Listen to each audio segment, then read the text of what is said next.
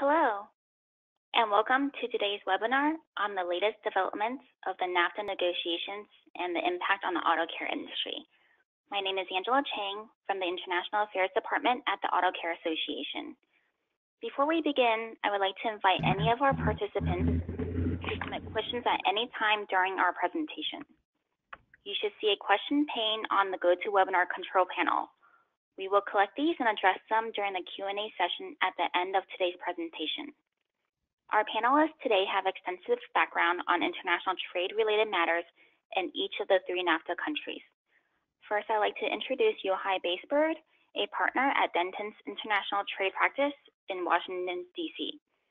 He leads the firm's U.S. trade team in matters around the globe. His diverse international trade and customs practice focuses on counseling U.S. and foreign companies, U.S. trade associations, and governments in a variety of international trade matters globally. He is recognized as a leading international trade and customs practitioner. Next, we have Paul Lalonde, a partner at Dentons in Toronto. He is widely recognized in Canada as a leading practitioner in international trade, government contracting, and anti-corruption law. Over the past 25 years, he has been involved in some of the most high-profile trade disputes involving Canada and the U.S., including softwood lumber, steel, and agricultural products. And sharing the Mexico perspective today is Gregorio Canales, a founding partner of the Monterrey office. He has extensive experience in corporate law in areas of mergers and acquisitions, cross-border financing, complex international transactions, contract manufacturing, energy, and real estate. During his long career, he has advised foreign companies that conduct business in Mexico, as well as Mexican corporations that conduct business abroad. He has been a legal advisor in areas of energy and international trade, the Mexican advisor at the World Bank, and the Minister for Legal Affairs at the Mexican Embassy in the U.S. And with that, I'd like to turn it over to Yochai to begin today's presentation. Thank you so much, Angela. It's really an honor for all of us to be here talking with members of the association about something that's obviously very important to them and to the NAFTA region as well, which is the ongoing renegotiation of the North American Free Trade Agreement. So just wanted to give a sense of what we'll be discussing today. First, from the U.S. perspective, I'd like to give a summary of where we are in the negotiations after the conclusion of 4 rounds, and where we are will inform the second topic that I will touch is what could happen if the negotiations fail and how withdrawal might look from a U.S. perspective, just to give that information to your members. Then Paul in Toronto will talk about the view from Canada up north and provide some practical guidance for navigating this renegotiation for companies. And finally, in Monterrey, Gregorio will give the view from Mexico and focus a little bit more on some of the issues around the automotive sector regarding rules of origin and the impact that the proposals that have been tabled so far could have on that sector. And also just a fun fact about NAFTA these days, in Monterrey, you can get a Krispy Kreme donut, a Tim Horton donut, or a pan de muerto, which shows to some level that the agreement is working for everyone. So from the U.S. perspective, where are we? There have been 4 completed rounds. Round 1 was launched in Washington in August. The negotiators met for about 5 days. They didn't exchange any text, any new language. Rather, they worked through some conceptual presentations of what the U.S. in particular was thinking it wanted to go with these renegotiations. As you may be aware, that these negotiations are happening at the behest of the United States. The U.S. is the entity that's seeking most aggressively to try to renegotiate and modernize and change NAFTA for various reasons. At the conclusion of that first round, the 3 governments issued a joint declaration, which was, I would say, fairly optimistic, noting that there was a commitment from all 3 countries to be ambitious outcome and reaffirms the importance of updating the rules governing the world's largest free trade area. On a very aggressive schedule from what you traditionally see in trade negotiations, round 2 happened a few weeks later in Mexico City on September 1st through the 5th. For the first time, there were consolidated negotiating texts. This is where all three countries get together, drop in their proposals for each chapter, with the agreed language being left alone and the language that's subject to negotiation being put in brackets. So that was a necessary step to try to move the negotiation along. For the first time in round two, we started hearing about auto rules of origin, which Gregorio will talk about in a little more detail, but we got the first inkling that that was near the top of the US administration's priority list.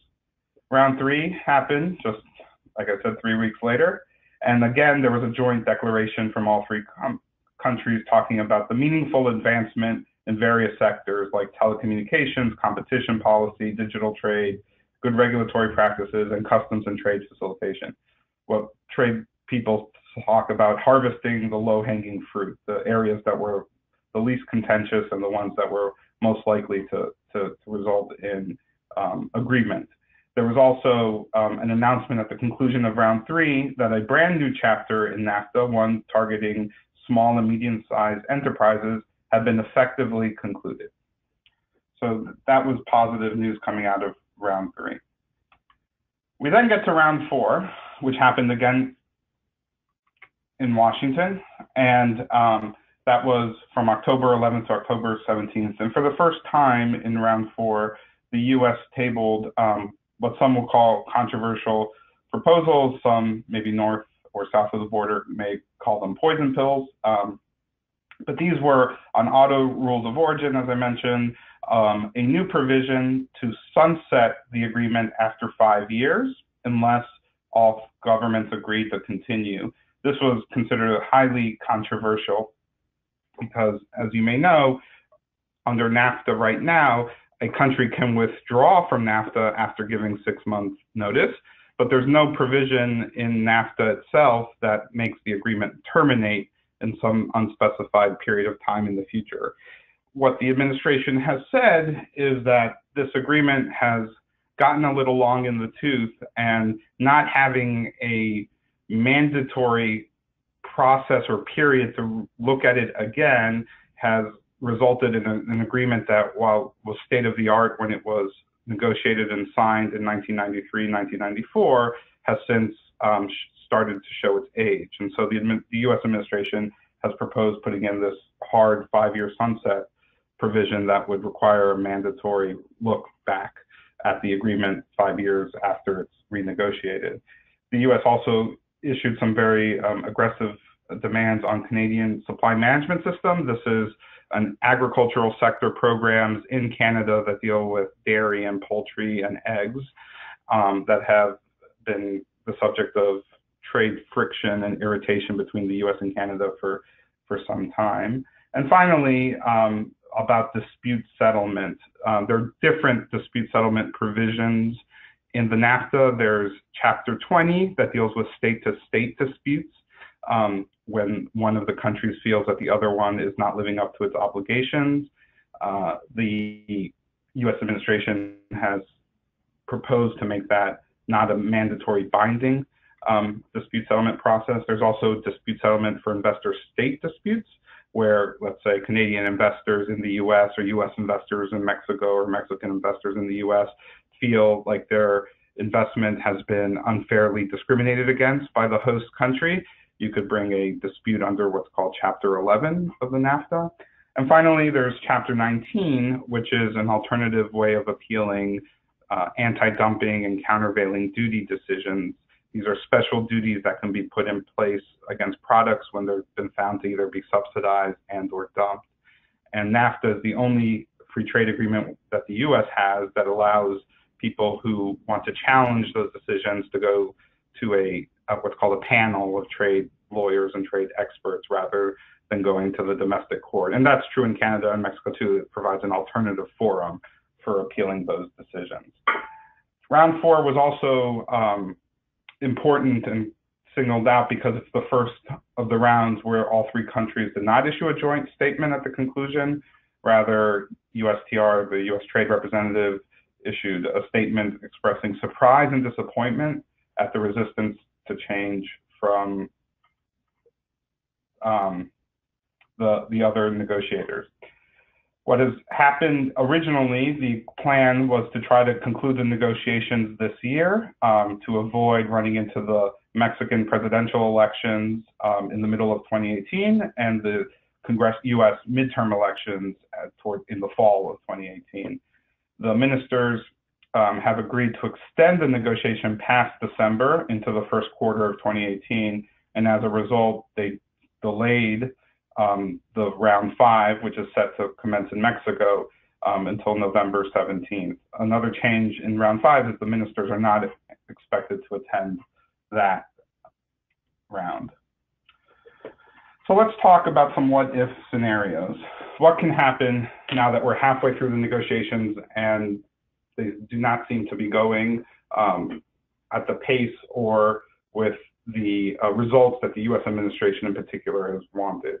One option is that the status quo remains. That is, that the NAFTA that has been in place since 1994 continues with no changes. Probably unlikely, but that's certainly a possibility. A second possibility is that we get extended negotiations, that there's a recognition that the negotiations within the largest free trade bloc in the world, with some of the largest economies in the world, require more than a few months to update and to modernize significantly, and thus we enter a phase of extended negotiations. Another option is what I call the withdrawal light option.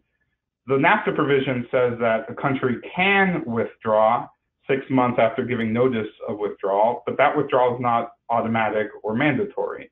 So it is not beyond the possibility that President Trump notifies the intent of the United States to withdraw from the agreement as a negotiating tactic, but then does not actually withdraw after 6 months.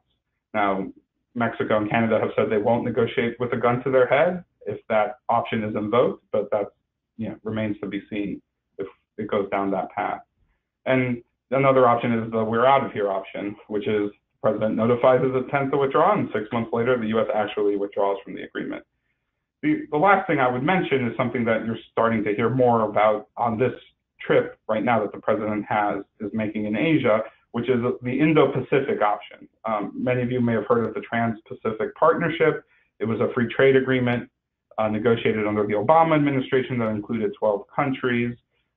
That agreement the U.S. participation in that agreement was terminated early on in the Trump administration.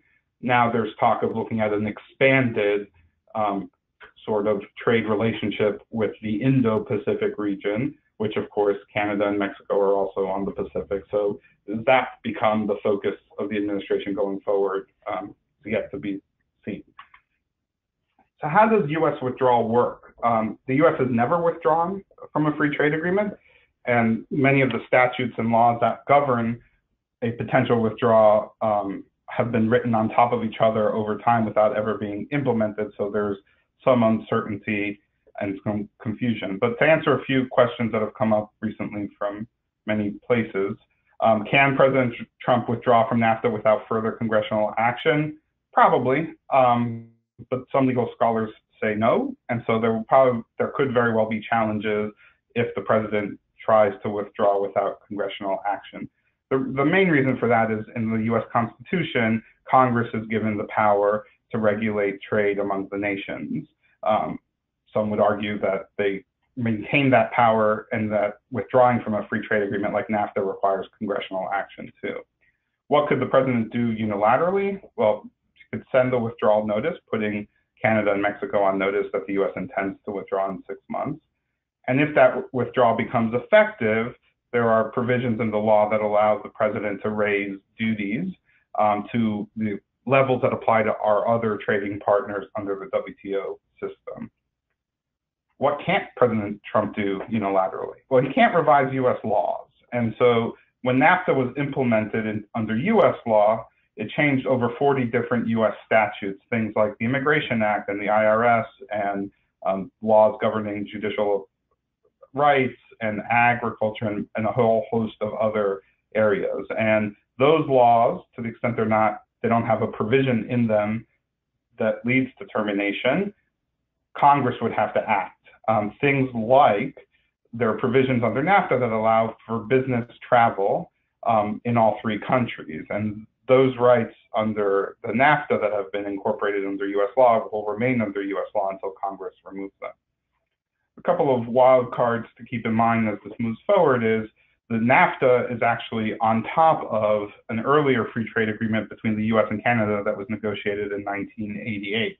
That agreement was suspended when NAFTA went into effect, and it's unclear whether withdrawing from NAFTA causes the US-Canada free trade agreement to snap back into place, or does the US have to lift the suspension of that earlier agreement? That's something that people differ on what will likely happen there.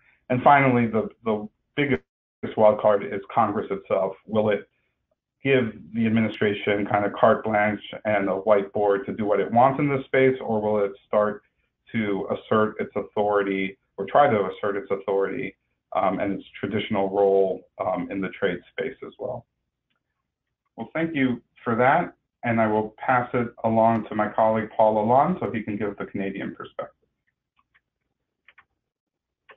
Well, thank you, Yohai, and thanks to the Auto Care Association for inviting us back to talk about NAFTA again and provide this update.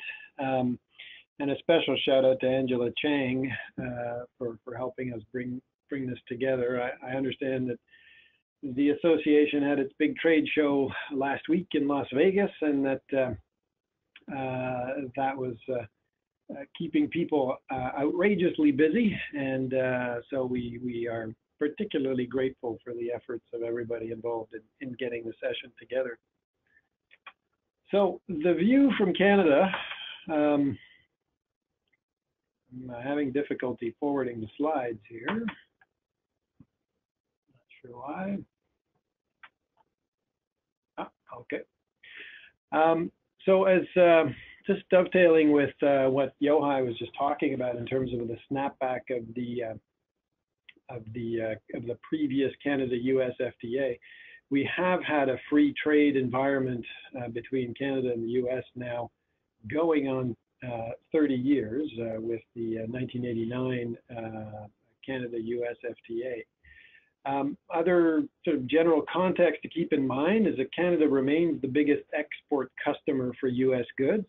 That's often not well understood in the US and does give Canada some measure of leverage in these discussions, and that we are your best customer, and one likes to hope that as a best customer, we're going to be treated in a manner that's becoming of that state. You know, two-way U.S. trade with the U.S. accounts for almost 40% of Canada's GDP. So we are trade dependent in a way that that exceeds the trade dependency in the U.S. This matters to us a great deal, obviously.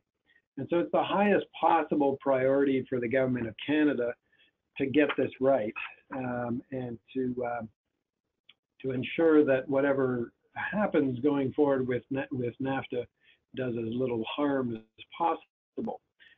You know, NAFTA renegotiation is daily front page news in Canada. It's impossible to go through a daily news feed without some story on NAFTA, some industry commenting on it, some official commenting on it. But for all that, Canada has made it clear that it's not going to accept a bad deal. It would rather have no deal than a bad deal, and that it is continuing to look at all its options for diversifying its trade, for expanding trade with other trading partners, and for entering into free trade agreements with other countries.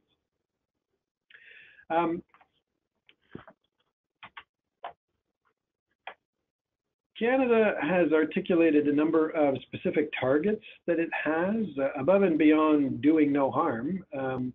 It has asserted a number of priorities, negotiating priorities for the renegotiation of NAFTA. One, it wants to integrate the environmental protections that are now in a side letter to NAFTA into the body of the agreement. It wants to strengthen labor-related safeguards in the agreement and bring them into the body of the agreement.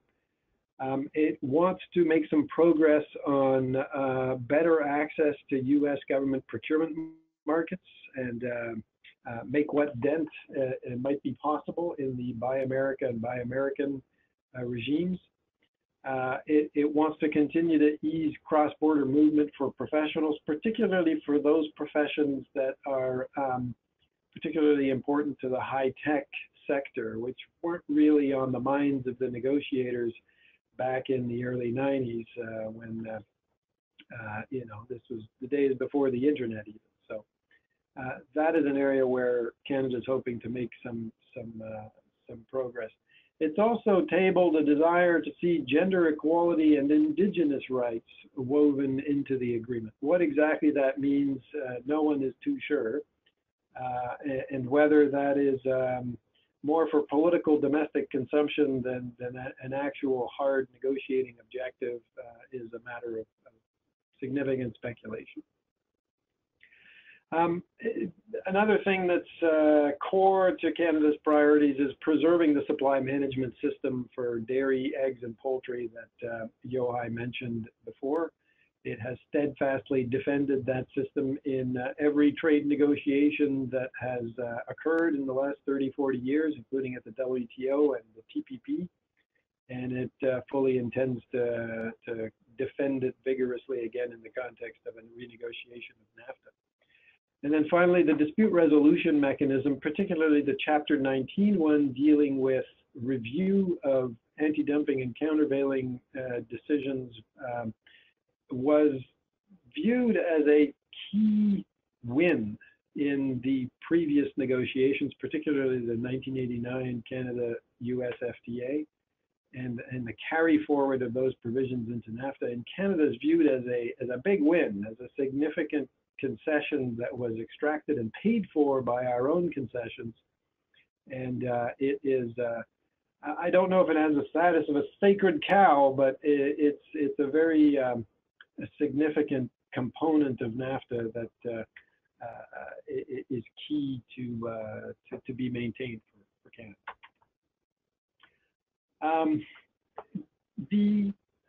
Just a few words on how the last round of negotiations, round 4, was perceived in Canada. The tone of the negotiations, the tone of the end of the negotiations, the communications at the end particularly by the USTR, caused a significant amount of alarm in Canada that the negotiations were going poorly. And that there was a lot of speculation that many of the US demands were clearly non-starters for Canada, and that there was a lot of speculation that they were being tabled not in order to actually make progress or achieve concessions on those elements, but really as laying the groundwork for the failure of the negotiations. And a lot of speculation that the administration was quite happy to go back to the polls with a failed NAFTA negotiation, saying we pulled you out of the worst deal in history, and Canada and Mexico were not willing to make reasonable concessions, so that's where we are, and that would be a platform that they'd be quite happy to go to the polls with. So there's a lot of this kind of speculation. There was a lot of this kind of speculation at the end of round 4 of the negotiations. I think the officials in Canada have done a good job to calm people down and to signal their continued efforts to move the negotiations forward, to continue to work, and to see whether a successful renegotiation can't be achieved.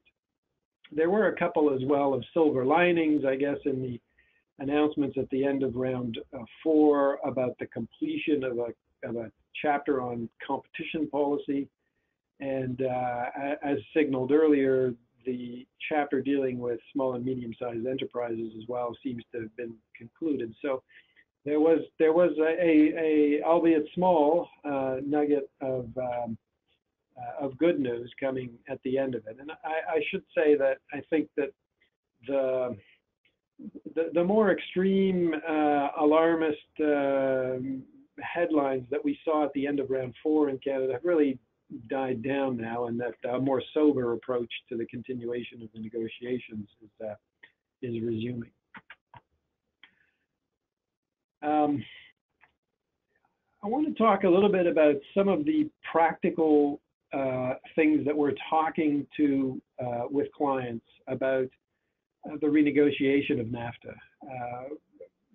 This applies not just for Canadian clients, but any clients in North America that have cross-border supply chains in the continent. But given the heavy reliance of Canadian industry on not only U.S. customers, but U.S. inputs, it's particularly acute in Canada. So some of the things we're talking to our clients about is how do you wrap your head around carrying out a proper risk or sensitivity analysis? It really starts by understanding what your top commodity imports and exports are across NAFTA borders. What is it that you're trading in the continent? What are your top commodities? And getting some data around that sort of thing. And then looking at the difference between the NAFTA duties that you pay, typically that's 0% because of our free trade agreement, and the MFN duties on these products that you would pay if NAFTA wasn't there, if you didn't have the benefits of the free trade agreement, what duties would you pay on all those top commodities?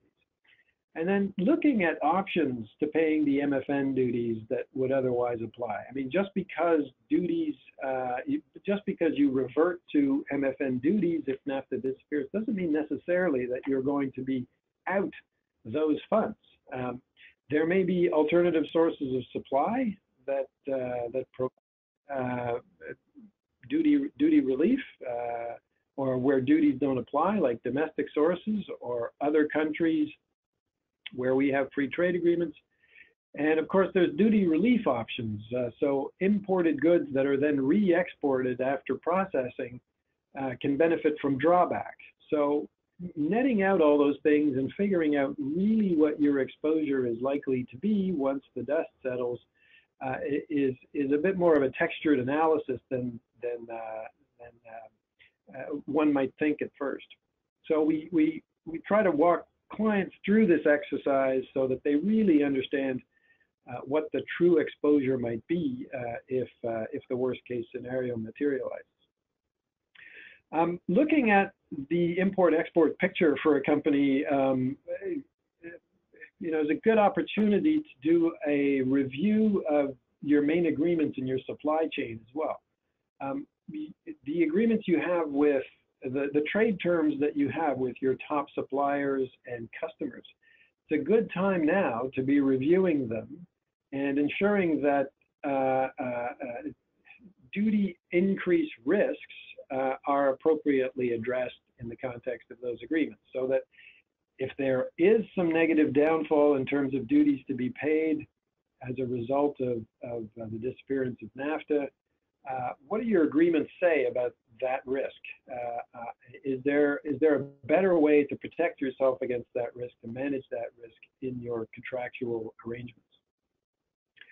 A lot of industries might be affected as well by the proposed tightening of the rules of origin. So if there is a successful renegotiation, but it involves tightening the rules of origin, we try to get clients to focus on this and see what impact that might have on their origin certification process, on whether their goods will continue to qualify for NAFTA treatment, and so on. So you can do a bit of modeling around these things if you understand clearly what your current scenario is and how the rules of origin apply to the main commodities that you're importing or exporting.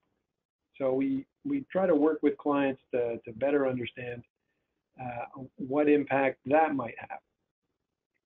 And then all of this is often a great opportunity for clients to have a closer look and to kick the tires on their trade compliance policies, programs, and practices. And we tend to encourage clients to have a closer look at that. Often you start to dig into these things and you realize that you haven't actually done any structured training on trade compliance in 5 years, and that your policies are date back 10 years, and that perhaps it's time to dust off all these things and have a fresh review and make sure that you have a suite of programs, of a compliance ecosystem that's ready to adjust in the event that NAFTA does go away.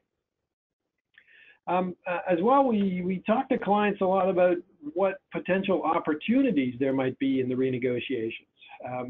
Renegotiating NAFTA might not be all bad. There remain irritants between our countries. For example, inconsistent product regulatory requirements. If we could achieve some things that might benefit clients on that front in the context of the negotiations, we encourage them to think about those things. And if there are, remaining trade irritants that interfere with the smooth operation of their business, or that incur administrative costs for them, are the negotiations an opportunity to try to address some of those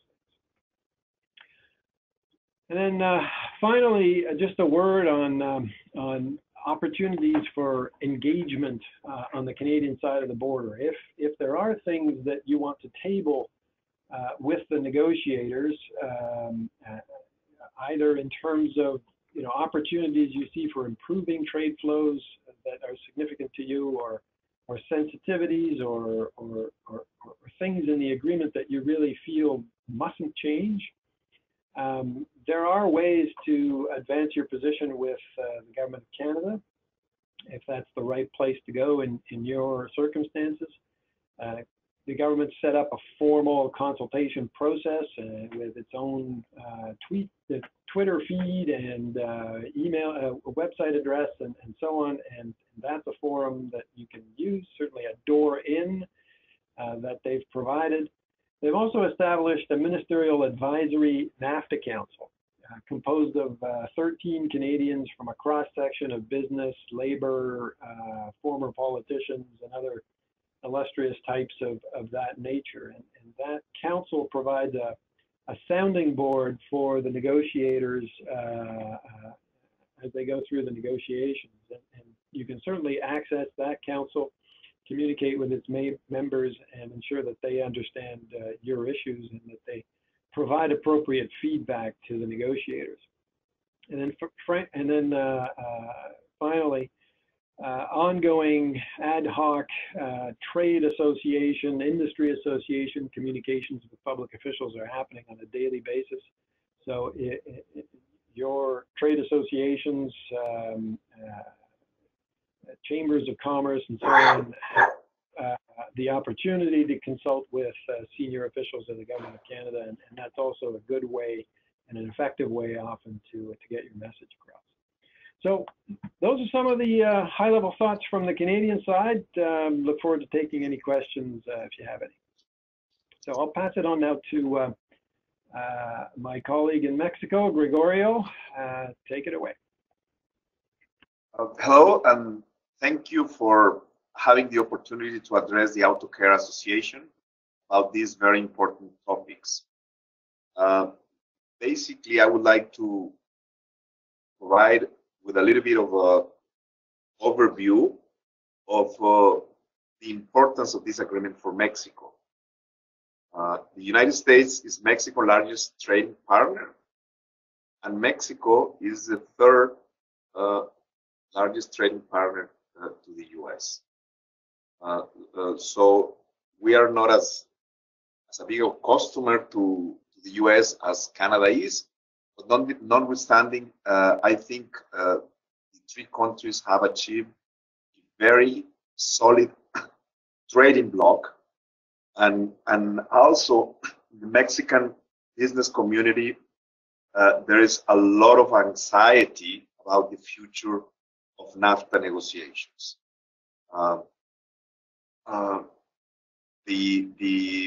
Particularly in the automotive sector, where I think the three countries have created a very competitive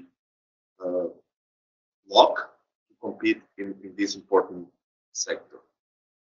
As it was mentioned, the fifth round of negotiations are scheduled to start in Mexico in November 15. Originally was scheduled for only 5 days of negotiations. It has been lengthened to 7 days of negotiations. The idea being that for an entire week, the negotiators would have a better opportunity to address the remaining issues. The sixth round is scheduled to take place in Washington, D.C. in December of this year. At the beginning of the negotiations, Mexico started a strong preference to conclude the negotiations during 2017 because the Mexican administration does not want it to the NAFTA negotiation interfere with the domestic politics that have to do with the election. There are certain forces within Mexico that are not positive to a free trade, but this is not going to happen. The negotiations have already jumped over to 2018, and I think it's going to be inevitable that the Mexican domestic politics of the presidential elections would have a very high component of the NAFTA discussions.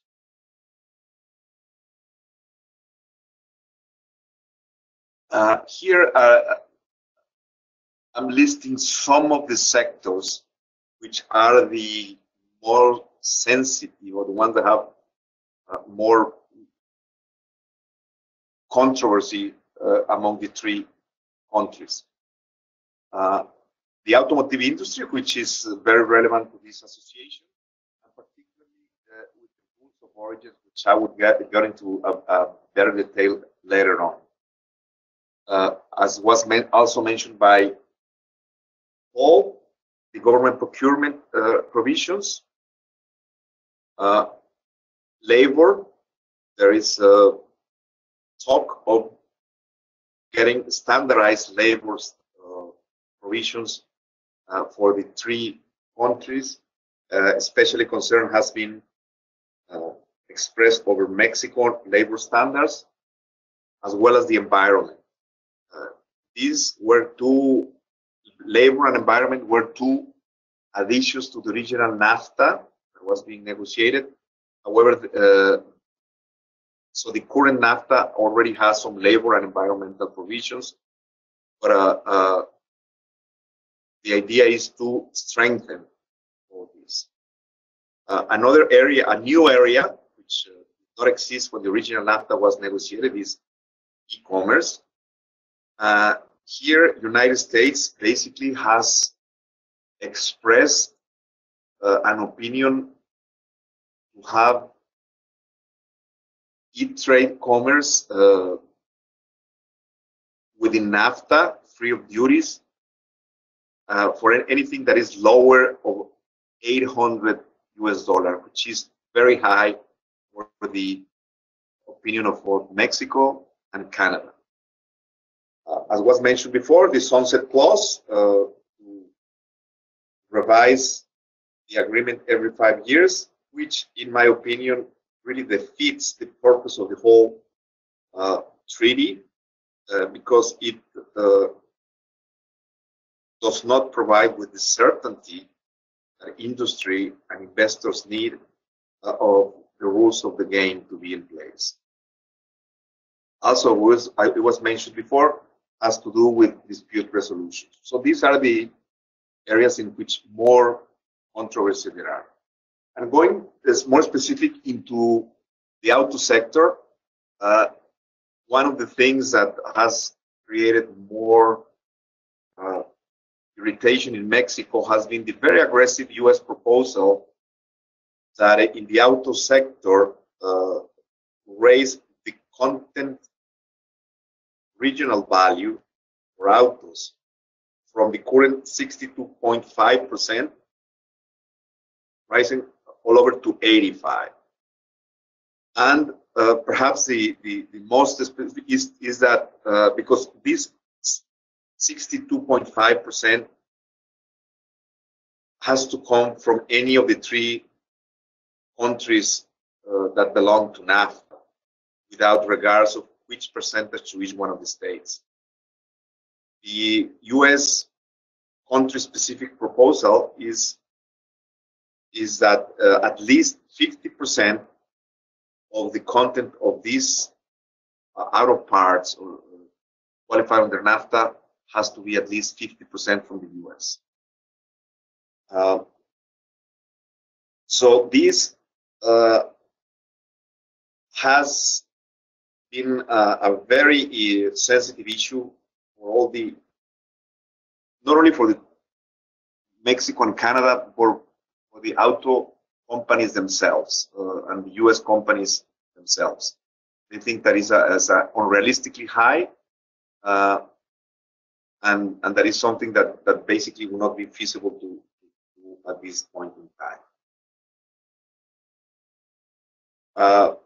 You know, the auto part industry, it's accounted for approximately 50,000 jobs that must pay higher tariffs. And one of the things that the Mexican government has started to change its strategy in terms of influencing the U.S., not so much in Washington, D.C. with congressmen and industry leaders, but to go to the different states in the United States and more at a grassroots level to influence local economies, because there are many states, including Republican states, that maybe people do not realize that most of their exports are going to Mexico. So the U.S. industry is also lobbying the U.S. government to take a more reasonable stance on this particular. As was mentioned, in case that NAFTA is not renewed, by default, the Trade Organization rules would apply. And under that scenario, at least for the case of the United States has already very low tariffs for many countries that are slightly higher than NAFTA, so that those rules would apply. But in the case of Mexico, Mexico has much more flexibility to impose higher tariffs in case that the NAFTA tariffs would not apply. Also, I wanted to, before I personal opinion that NAFTA the trade between the three countries are going to continue regardless of what happened with NAFTA. They're being created already a very strong supply chains, have made the entire region very competitive worldwide in a very competitive sector, which is the auto sector. So I think that eventually things will work out, and there would be certain uncertainty during this process. However, we continue to see that the players that are committed in NAFTA and they are waiting carefully to see what's going to happen, basically maintaining their investments. So with this note of cautious optimism, Mexicans are watching very closely the developments of this, and also what is happening this week with the President Trump visit to Asia, because I think we will hear news from China and what's going to happen on that front. With this, I will turn it over to Angela for the question and answer period. Thank you. Thank you so much, Gregorio, Paul, and Yochai. We're going to begin answering questions submitted during today's presentation. As a reminder, you can still submit questions through the question pane. Our first question is related to a topic that Gregorio discussed. If the rules of origin content requirements are raised, manufacturers may decide that the duty savings of sourcing from North America are not worth the cost of complying with NAFTA terms. Instead, it may be more favorable to source from more cost-effective countries and just pay the 2.5% duty rate. What are your thoughts on the consequences of the shift, and or has this issue been considered by our administration? So this is Yochai. I'll answer first, and then, if Paul and Gregorio want to chime in with some thoughts afterwards.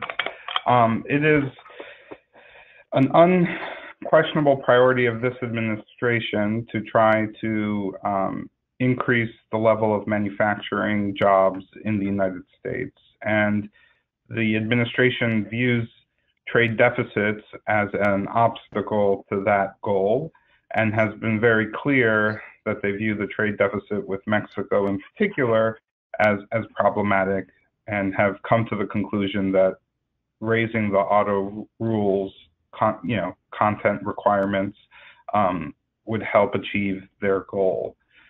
That's the administration's position.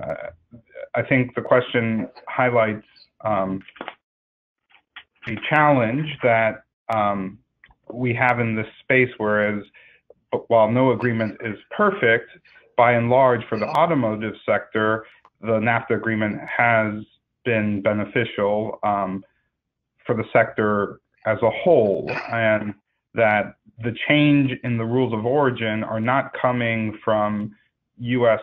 businesses, and they're not coming from the auto manufacturers themselves. They're coming from an administration who views them as a way to achieve their goal of increasing manufacturing.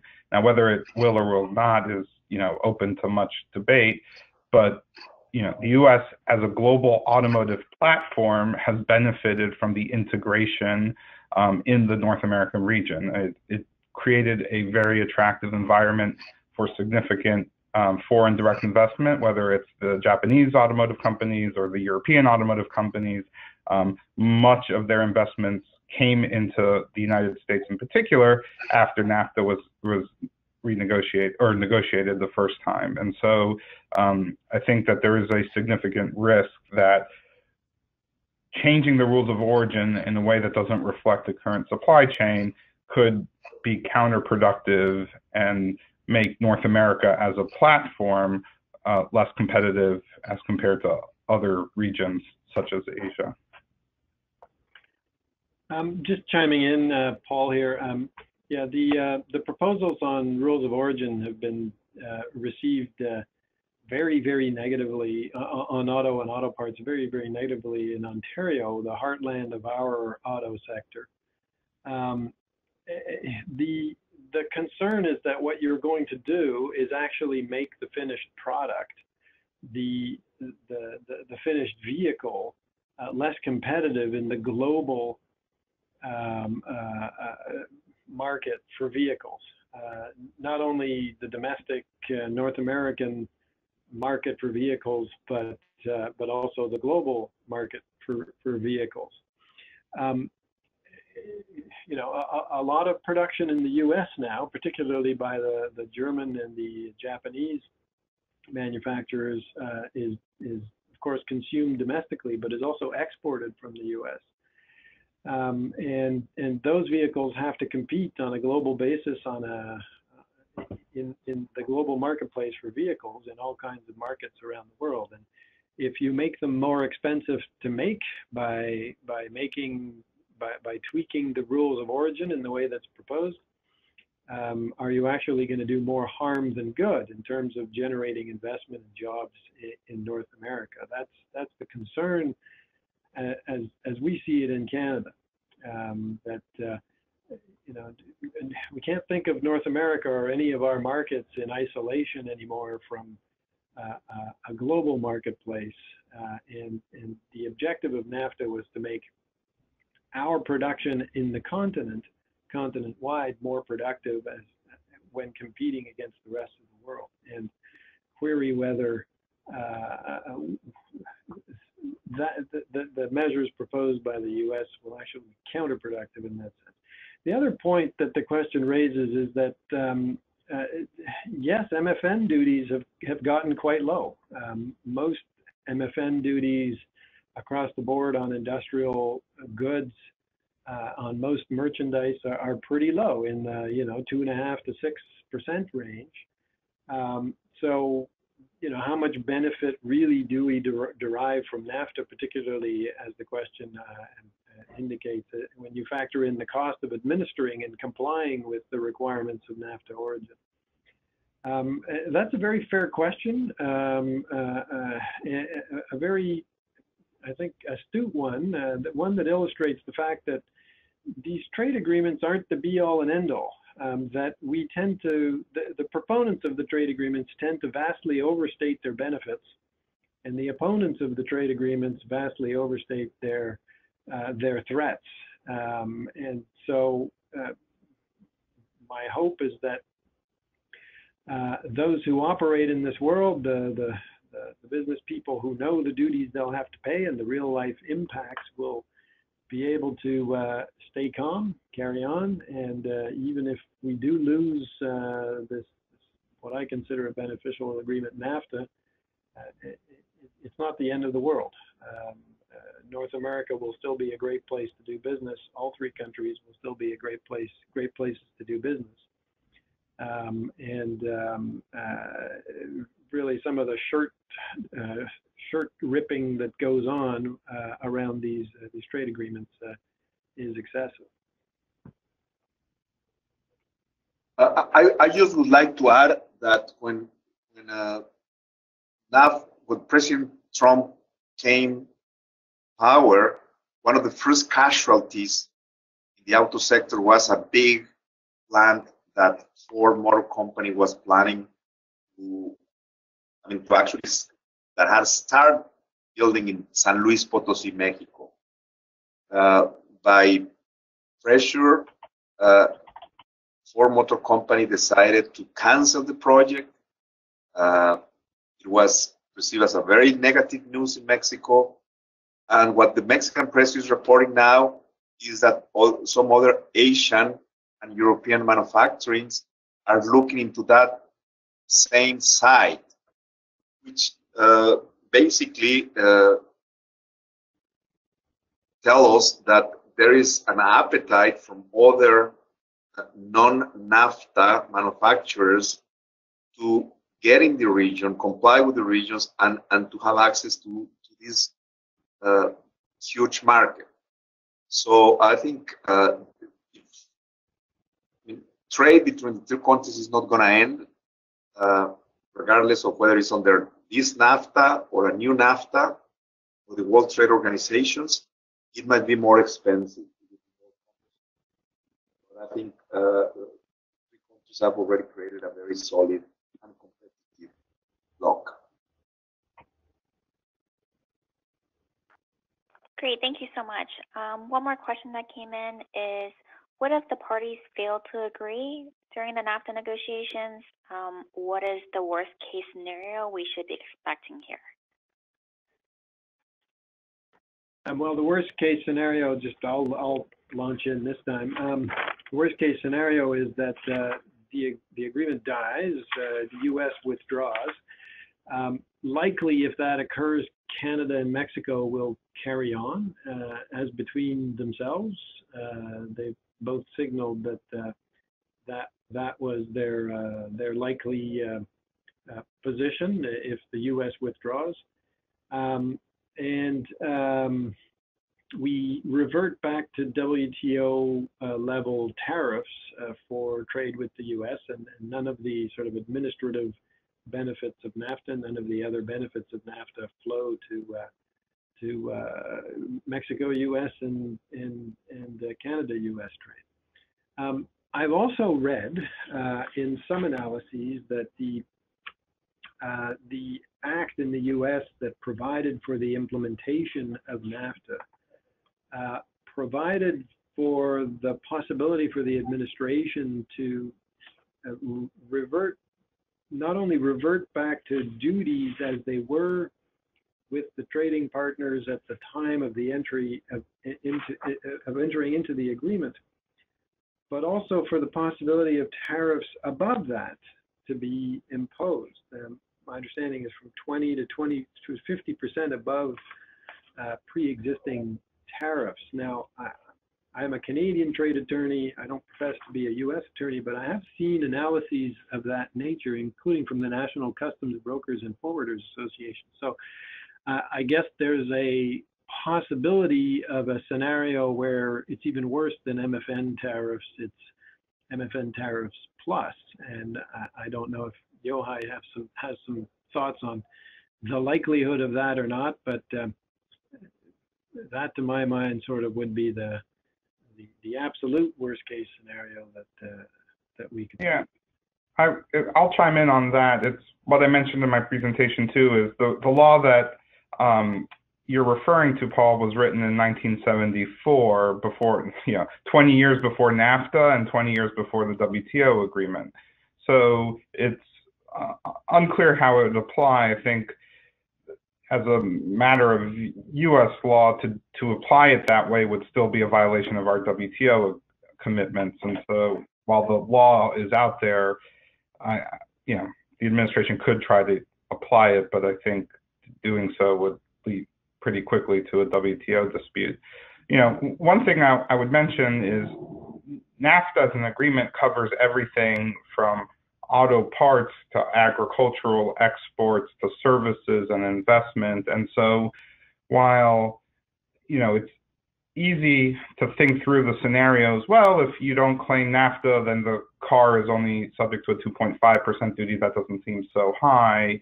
What's lost when we do that analysis is the impact on the economy as a whole, and what, in particular, the agricultural sector, which has gotten significant market access to Mexico and to Canada, and in many ways for pork producers and beef producers and poultry producers, they make their margins at the end of the year based on what they were able to export, not just what they're able to sell domestically. And so it ripples through the supply chain in our economy, right? Can they get the new truck? Can they fix the old family car? Those kinds of implications are much broader. And so I agree with Paul's sentiment that it's important to, kind of keep calm and carry on, that trade will continue, but it'll continue in a way that's very different from what we're used to. And just like trade agreements don't have the same winners and losers,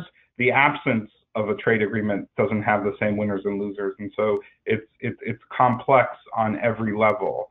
And for most businesses, what people want is, predictability and certainty as to what the rules of the road are. And getting past or away from NAFTA after it's been in place since 1994 will inject a tremendous amount of uncertainty into the rules of the road and the way the three NAFTA countries trade with each other.